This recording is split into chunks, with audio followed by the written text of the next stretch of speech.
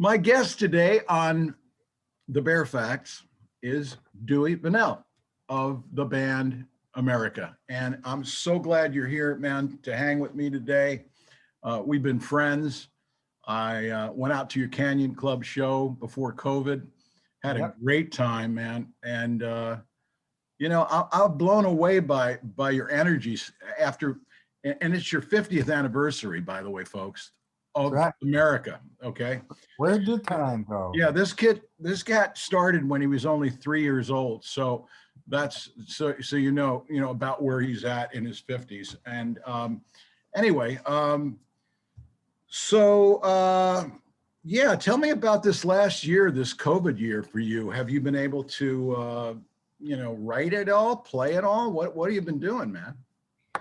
Well, first of all, T-Bear, it's great to see you on Zoom here and the Bear Facts. I love you, and we've had a lot of time together over the last few years. So thanks for inviting me. Oh, sure.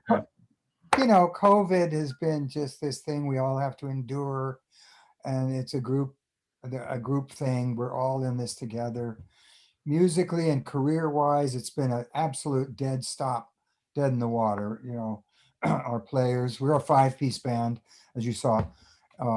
So Jerry and I are the principals. We started the band in 1970 and straight out of high school. And it's been a great ride. No complaints. But 13 months, 14 months, whatever we're getting to since our last gig, it's tough on the guys. It's tough on all of us. All of our resources are being stretched. Certainly our creative needs are not being met. We don't get to go out and do what we do. And my wife and I, we live alone here. My kids are all grown up and her daughter's grown up. And so we're alone, and we have a lot of pets. So we put a lot more time into them. My cats and things are going to hate it when when I get back on the road, because they've never seen so much of me. And one right here. How many cats do you have? We have 4 cats, a dog, a horse, and a large sulcata tortoise, about 65 pounds. Wow. The tortoise doesn't care about anything, but the mammals all sort of, we're real tight. My wife is a total nut. She's a tree hugger deluxe. I'm in that camp, but not as much as her. And the horse is a Mustang that we adopted 3 years ago. I've told you about this, but your listeners might be interested.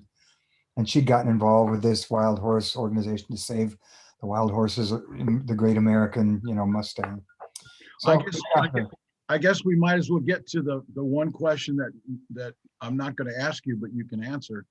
Does this horse, I know the answer to this. This horse has a name. Well, yes, ironically, and as silly as it may sound, the girls, Penny, my wife Penny, and their daughter came up with Nonami, Noname. It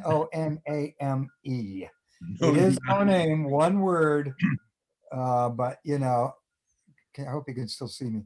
I see. But that's it's a mouthful. We've shortened it to Nami, and after a while, it's the same with our band America. After a while, that was one of the 2 questions we're always asked. Did you ever name that horse? And why did you name your band America? And I've always said that names in general, they don't matter after you get familiar with whatever the subject is, whether it's an animal or band or whatever. So now you think about the music, or in this case, Nonami she's a horse whose personality I've come to learn and know about, because I was not a horse person. But you go to your farm in somewhere in Wisconsin, right? And you trailer your horse there? We do. It's not a farm, really. It's a lake cottage that we've had for 20 years. My wife's originally from there. It's a beautiful spot, and we got this nice chunk of land, and life, life is different there. And we built a little facility for the horse here to accommodate her. Yeah. And like I said, we got her 3 years ago. So we always go out 5 months out of the year. That's just been our routine every year. What's it like to travel with a horse in a trailer when, you can't make the run in one day? So you're going to go to a motel or a hotel. Where's the horse? I've always wondered, where does the horse go? Well, right up until then, we always took the dogs and cats and the tortoise, and We stay in a dare I say, a Marriott, pet friendly place. We always stay in the same place in Grand Junction, Colorado on the way out, and one other stop in Des Moines, Iowa. That's the 3-day version. We used to go in with one night in a hotel. But the horse, after the first time where we were going to let her, they have these little spots where ranches and farms will rent out a stall or a little facility, an open air facility for $25 a night or $20 a night. You can drop your horse off, then go over to your motel and come back and pick her up. Well, that didn't work so well the first time. We couldn't get her back in. So since then, which has only been 2 more years since that, we leave her right in her trailer, and we make it in 3 days, 2 nights. She stays out in the trailer. We go in the motel with the dog and the cats. We only, get a quick 6-7 hours, and get 6 hours and get going again. The idea is to get there as quick as possible. Yeah, I So would that's what imagine we do. if I was the horse after, riding in the trailer all day, I wouldn't want to get back on that thing from the next day. Either. Yeah, I don't blame her either.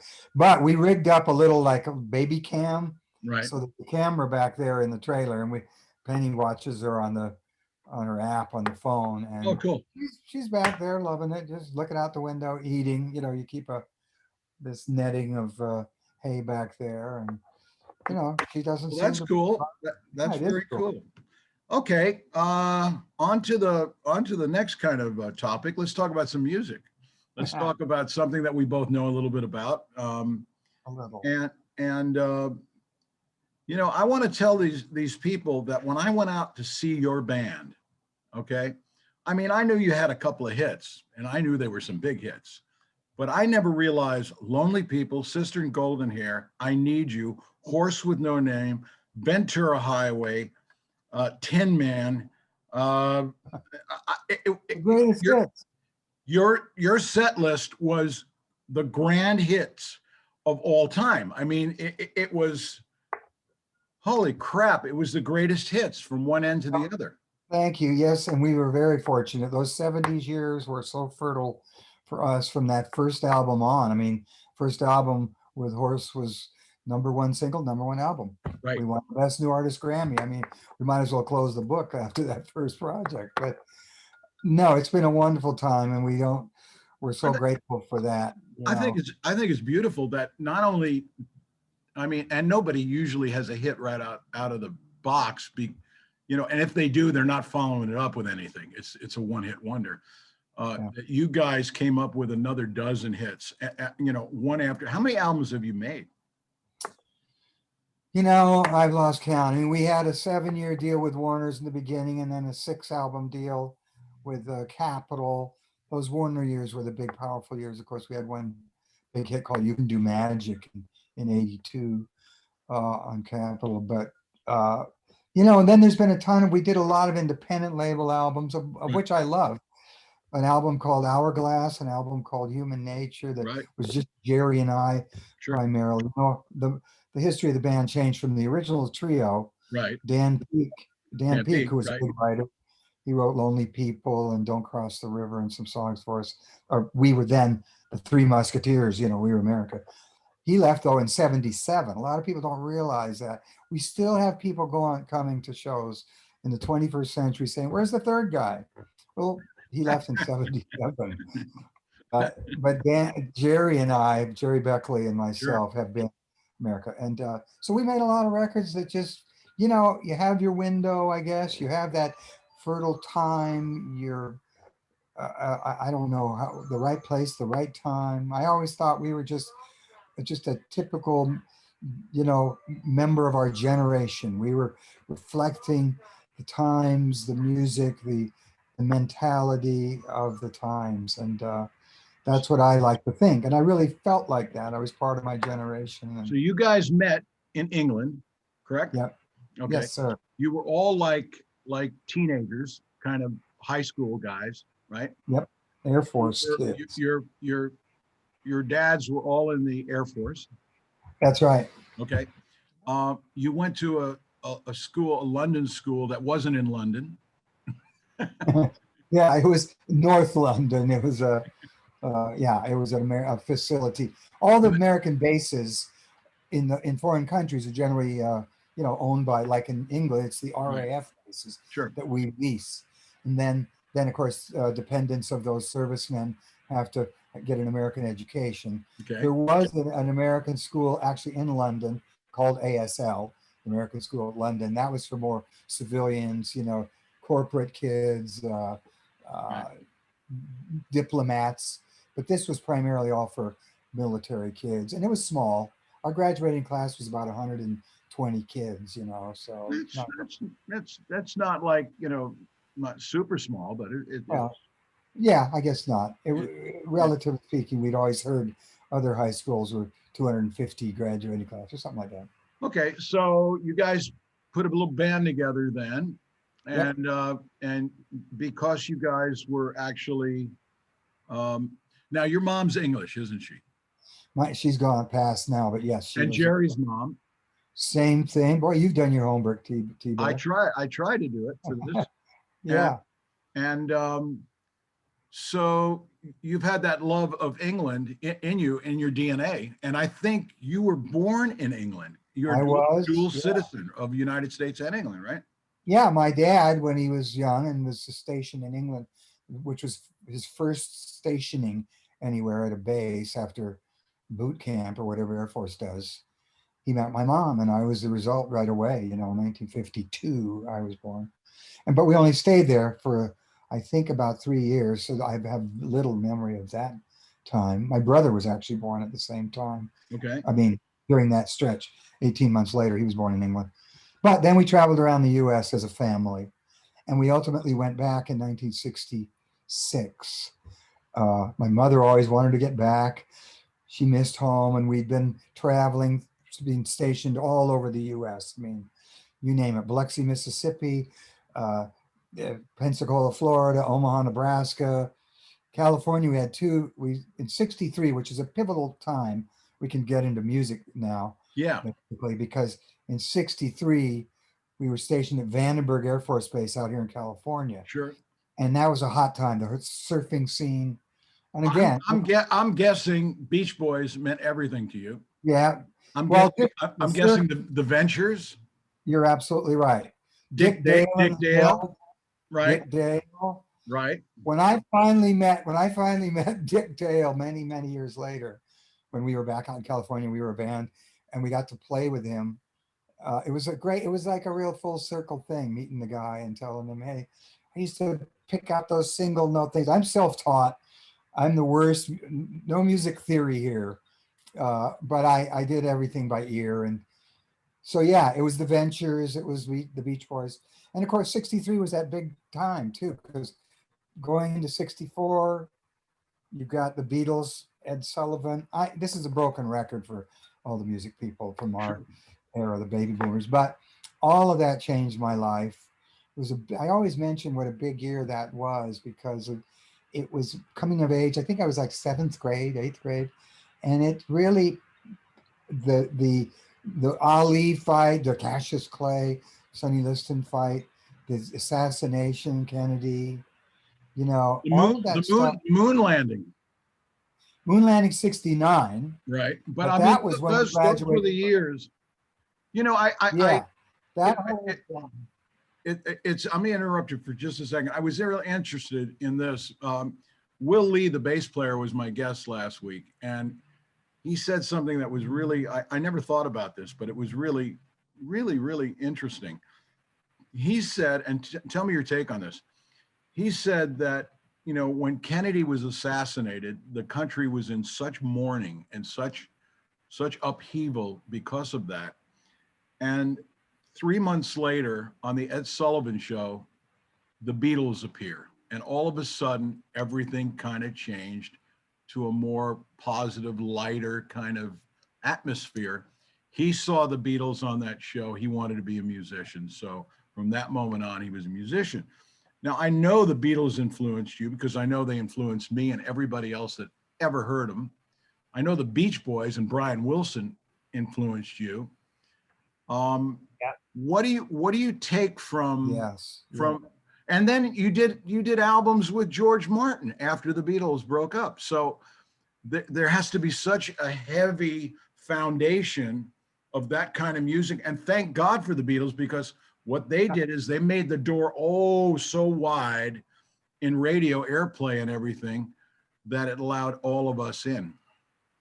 So give us a take on that, on your Yeah, I all of that is true. I mean, I think what really started to kick in, and that was this singer-songwriting thing. When I realized Brian wrote those songs, and I love the Beach Boys anyway. That was my coming of age era there, watching that, and it was the scene out here in California, the surf scene. In fact, this might be not known to a lot of people. My name Dewey is a nickname, and it was after a famous surfer named Dewey Weber. Dewey Weber. Weber boards, Dewey Weber, and it was really the kids. Yeah, the kids were teasing me because I couldn't surf.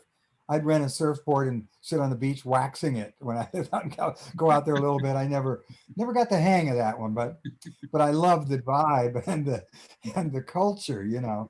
And of course, all that surf music and the Beach Boys, and it was one big giant package. But when the Beatles came on, yeah, there was something brand new. It really was like the world went from black and white to color or whatever. Although the Beach Boys, the beach scene was fun loving and sun surfing and all of that. And I was, again, just feeling my hormones and becoming a young self-sustaining thing. But the Beatles just looked like this great club, and those guys and that music and, you know, girls screaming and all of it. But ultimately, the reality was that they wrote those songs. And I think that's when Jerry and Dan and I met each other in 68, 67, whatever it was, in England at that school. We all had an inkling to write our own songs, but we started doing top 40 stuff. So we were doing, you know, House of the Rising Sun. And by the time I get to Phoenix, I remember Nights in White Satin. We were rearranging them a bit, putting our take on them, just that little bit of tweaking, you know, the old river deep, mountain high change, or turning a slower song into a up-tempo song or something like that. Sure. So that was the key to suddenly owning what you're doing a little.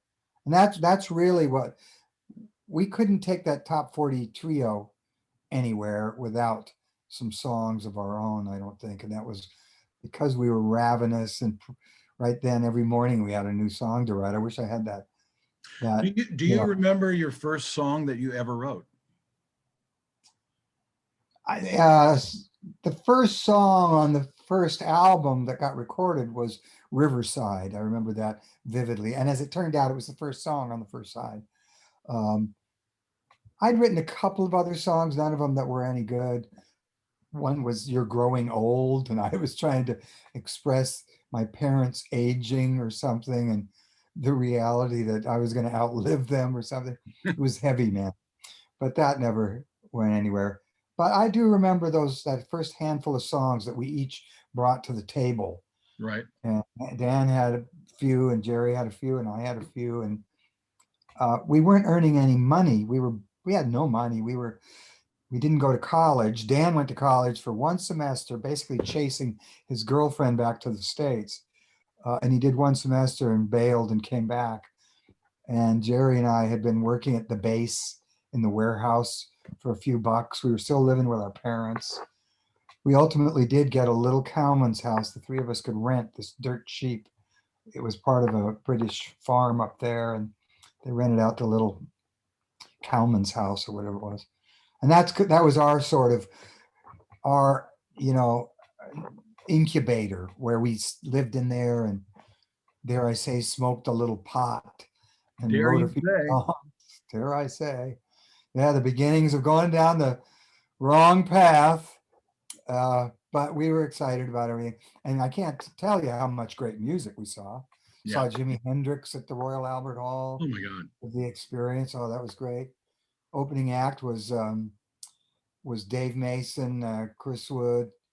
It was called Mason, Wood, Capaldi, and Frog. It was kind of and Soft Machine. I always remember that. I remember But we stuff. thought, Yeah. you remember that? Yeah. Yeah, I do. And we saw all these bands. I mean, American bands were coming over, you know, Sly and the Family Stone, and Three Dog Night. I remember we went to the Marquee Club. A lot of the people that know the London music history. The Marquee Club was a famous club where everybody broke. Hendrix Yeah. used to play there, and the Stones and the Who and you name it, they all played there. I remember we went every single night for I think it was 5 nights a week to see King Crimson, who were this new band, and it was like, Fripp on guitar and Greg Lake on bass, and it Yeah. was fantastic. But so, and Okay. we were going to festivals, Yeah. Okay. So I got a question for you. What was your first guitar? The one that you taught yourself on? It was the very first guitar. I actually, my parents were having a barbecue with some other people over at their house, and I was in one of the bedrooms with their kid, and there was a guitar leaned up in the corner there. And this was '63, Okay. and I said, I'm going to pick that up. This was when I was listening to Beach Boys, and just started plunking around on it. That ultimately was not the guitar I had, although I think they let me borrow that indefinitely, and I took it home and I don't recall what it was. I think it was a nylon string. Yeah. But I got this acoustic guitar called the Hawk. I have no idea. I subsequently, Googled it one day because I've had some nice guitars since then. I'm not a collector or anything, but it was, But you have a favorite guitar. yeah. I mean, we play on stage. Um, our uh, I'm going to say for a minute that I do have a Martin that I love right here. That I play here at the house. Okay. Uh, but we are, God, what's wrong with me? No problem. Taylors. Taylor. Oh, Taylor. Taylor. Sure. Ah, Taylor I guitar.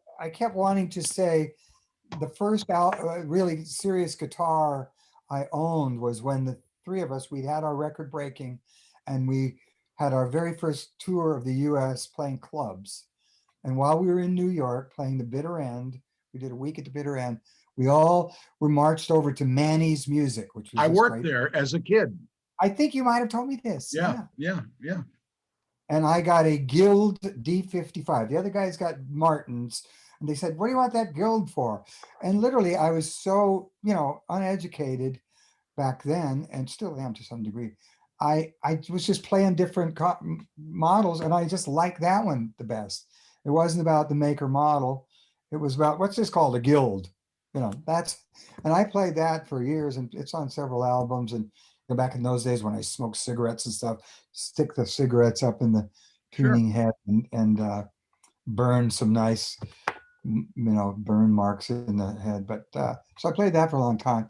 And then we went through all kinds of guitars recording. Jerry is quite a collector and always had some nice guitars, and various, producers, engineers would suggest, play this guitar. This has got a better tone. Literally, I was taking direction as long as it had a nice neck and good action. As long as it feels good in your hand and it gets the job done. Yeah, yeah. That, And the that, gauge, the gauge, the string gauges had to be good. I'm not big-handed or anything, so it is all about the playability. And we moved through so many brands after that to sure. get a live sound on stage. When you were miking Martins and things, it wasn't. Then we were doing these Alvarez's, and we did ovations. The round back Sure. ovations, and we did it all. I had one of those. Yeah, I still have an ovation that they gave me. I got a But the question Taylor, for you. just to finish that, the Taylor guitars are fantastic, and Okay. I kick myself for having that brain fart on the model, because they've done us justice for many years now. Sure. Sure. Absolutely. So I've always wondered what it was like to work with George Martin. And Or and I mean you I mean he's the rabbi. I mean yeah, he's the Pope. you're right. I mean Yeah, like you go all those. you kiss the ring, Well, when you talk producer, Right. yeah, George Martin's right there at the top. I guess Phil Spector has always been touted too, but I go George Martin myself just for all the innovations. Spector, yes, the wall of sound, monumental, important thing, but all the innovations that George Martin had a hand in with those guys, and all these techniques and tape loops and backwards this and you name it, right? flangers and things. So, but George was a wonderful guy. Just our experience with him was, obviously we knew him from Beatle records. Right. This was this magic name, the so-called fifth Beatle, George Martin. And we'd made 3 albums by this point. By this point, we're out in LA. We're up there on the A League with the big guys. Right. David Geffen is managing us.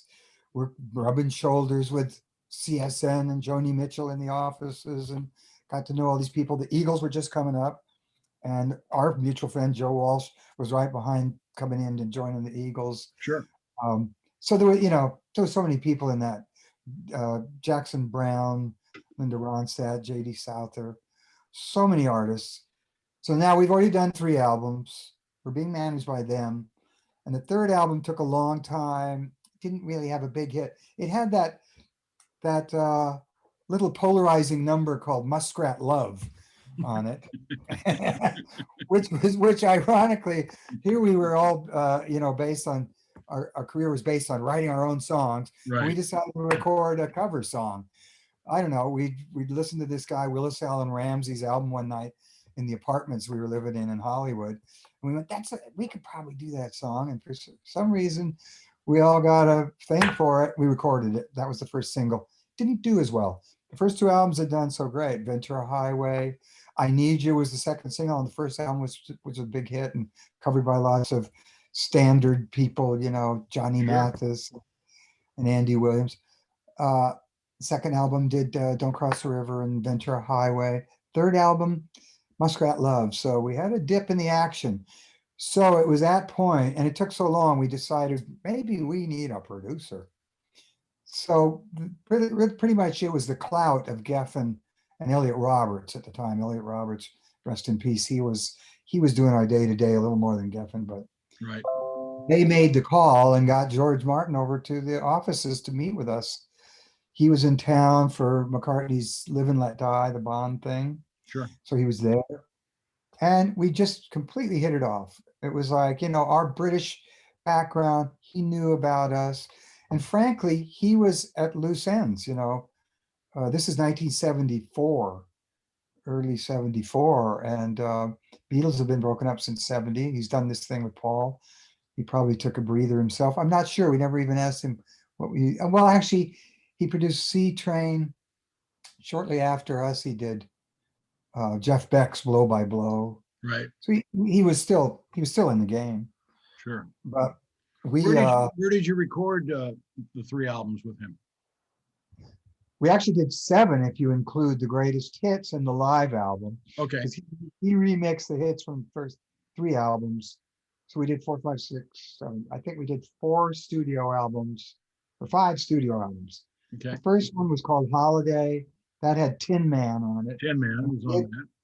And we did that in England. He said the one thing is, because he heard we spent like 3 months at the record plant in LA on that third album, and he had no time for 3 months. Because I understand you lads, spend a little time. Well, I can't be away that long, but why don't we try you coming over, which we did. I can't do his voice. He was a great voice.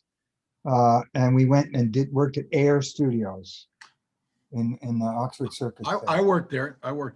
Yeah, oh yeah. Great studio. It was great. We did a few different projects where we went back to Air to do vocals or mix or do some various things. Ironically, we didn't ever work with George at Abbey Road, but we ultimately did work at Abbey Road. That was sometime later with another artist and another producer. But from that point on, George loved to travel and do things. By the way, we had a big hit with Tin Man and Holiday. That was a big album. Lonely People was on that too. And that was another top 10 record. So we were off and running, and George was real happy. We'd hit it off. And we had Jeff Emmerich engineering, because Jeff Emmerich, he was the right-hand man of George during the Beatles stuff too. You had the team. I know. We should have made much better records with that team. I know those are pretty good records. Well, we did all right. Those are pretty good records, my friend. And by the way, we were having fun doing it. I mean, we were still those 3 teenagers, still whooping it up. And the Oh tour, man, The I am, touring was going on, big long tours. We got a leased plane. It was excess was starting to roll up there. So we're doing 2 or 3 big tours a year and trying to record an album a year that we were obligated to do. cool. And George, so every year after 74, we did one in 75, 6, 7, all with George, all in different places. We did work at his Montserrat in the West Indies there, down in the Caribbean, on the last album we did with him called Silent Letter, which we dubbed Silent Record now. Didn't do so well, that one, but it was fun. They were all fun. That record was in the witness protection program, I guess. Yeah, yeah, exactly. Yeah, there was a couple of good songs on that, but yeah, needless to say, and you've witnessed it, I'm sure, in yourself, the evolution of any band, or your life changes, stuff changes. You forget where your place was in the book. What was I doing then? How did I write those songs before? You just sort of, it doesn't come as easy as the years roll on, at least for me. And writing takes on a different, I and then think as a songwriter, and I will say this, and I mean this with all sincerity, and I'm not blowing my own horn, but this COVID year for me has been the most creative year I've ever had in my life. I have written literally 2 albums worth of material. I've written a story about, it's a sci-fi pilot for a series story.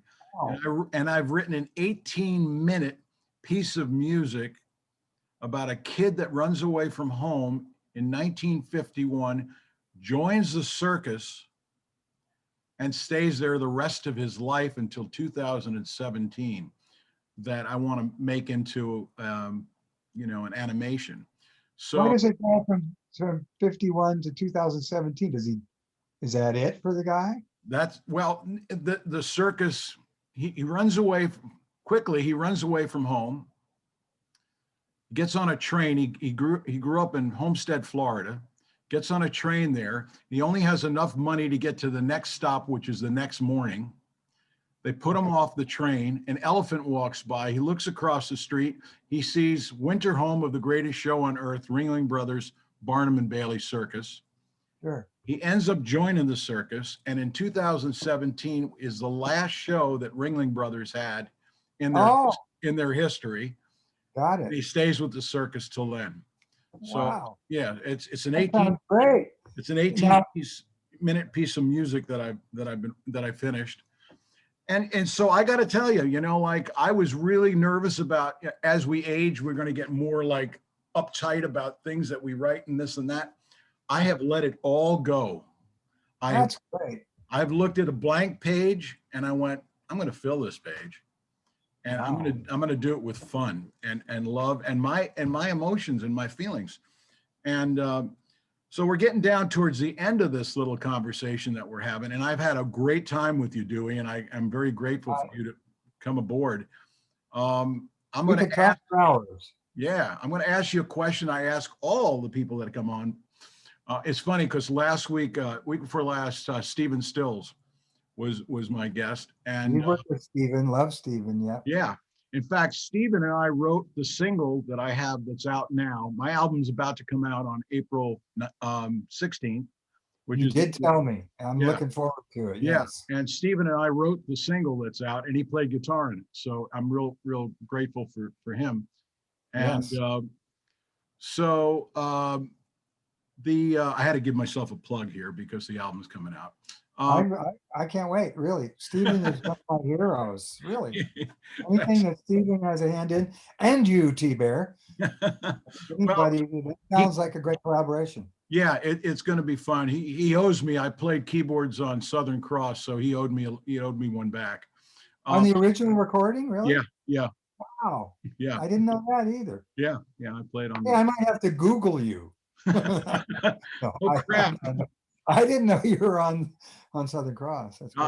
I'm on a couple of records. I don't kind of blow my horn, but I yeah, know. he said, okay, you played that thing, I'm going to play on yours. I said, hey, we wrote the thing, Stephen. You gotta help me out on this. So that was Nice. cool. So I asked him a question. I'm going to ask you the same question. The question is, tell me something that nobody knows about you. Same question I asked him. Yeah. That's yeah, no, something nobody knows about you. Well, it's not music or anything really. Doesn't It's have to be. well, I've always been, because of that traveling around as a kid to all these bases and places. The one Right. thing my brother and I always had in common that we could do was explore the natural world wherever we lived, and there was different environments, ecosystems, because we were always cut off. We'd meet some kids, we'd go through second grade or third grade or fifth grade. We never stayed anywhere longer. The 3 years was the longest, and that was in Omaha. And we'd be off, and we'd cut that off, and now we'd have to start over. So nature and everything was something we could always do. We started learning to fish together, and we always, let's go find where they fish around here in the next place. Or animals. Animals were always something I loved. And we, for some reason, we both got into reptiles. I think I was living in Florida. Everywhere has snakes and lizards and tortoises. So I've always had a love for them and seek them out throughout my career on Okay. the road, doing the same thing. Whenever we're on the road, if we're in Oklahoma or I mean in Italy, who knows? I always like to go out for walks and see what their wildlife is, study it. Well, my big thing in 1973 or four was the first time we played outside the country, and we were playing the Philippines. And I said, this might be the closest I'll ever get to the island of Komodo, or the Komodo dragon. Oh my Some of your God. listeners Yeah. might know. Right. That's the biggest lizard in the world. It was discovered in 1912. It's essentially a living dinosaur, although most reptiles and crocodiles are crocodilians, that group. So I just got a wild hair and I said, I'm staying over here. We had time off after the tour. I'm going to find my way down there. And I just, like some crazy guy with more money than he needed, I found a travel agent, found a way to get down there, went to Singapore and made it to Jakarta, and literally got to Bali and found I had some phone numbers of people that set me up to get a guy that would arrange to get me to the island of Komodo. Nowadays they have cruise ships in there, eco cruises and stuff, Right. and you. Right. But then it was just a little village with huts on stilts and people drying their fish on the beach and giant clam shells, the giant clams that you see Right. washed up on the beach. It was virtually this uninhabited island in the Indonesian chain. So a lot of people don't know of that, although I've told that story a few times. But I did go and I did see that I had to barter for a goat from one of the villages for 20 with a guide. I had a guide. Right. He was about my age too, about 20 years old. And I was whatever I was, 21. And anyway, Are Komodo dragons fast? Can they move fast or? they can be. They gutted this goat. My wife hates to hear that story. Staked it down in a dry creek bed, and we waited up on the bank until we saw, within about half an hour, they sent with that forked tongue. Right. They sent the carcass, because they're basically carrion eaters. Right. And they made their way there. I videoed I Super 8'd, had a Super 8 camera then, one of the first, Super 8 cameras and I got it and got footage. I've since met with the reptile facility at LA Zoo, Right. had a behind the scenes, tour with their resident herpetologist, and they have an egg laying, a breeding program for Komodo dragons there. And they were fascinated and wanted a copy of my Super 8 from back then in the wild. Wow. So it came full circle. And so I've done that kind of thing in lots of places around the world, but that was my first. And since then, whenever we're in Australia has bizarre reptiles, or we played in Africa. I've been to Morocco and South Africa, and that's one of the things I do. As I get older, I'm not quite as ambitious about doing that stuff, but I like animals and like the reptiles. Well, folks, you heard it. Dewey is a herpetologist. We don't know, we didn't know that before we got on this call with him. That's right. But my guest, herpetologist Dewey Bunnell Slash / something. founding member of America. Thank you for being my guest. It's such a pleasure to have you as my friend and colleague and running buddy. And you take care of yourself and say hi to Nonami for me, your wife. I send my best regards. And I met her daughter at your show. That's true. That's right. Yeah, regards to her as well. So, Thank you.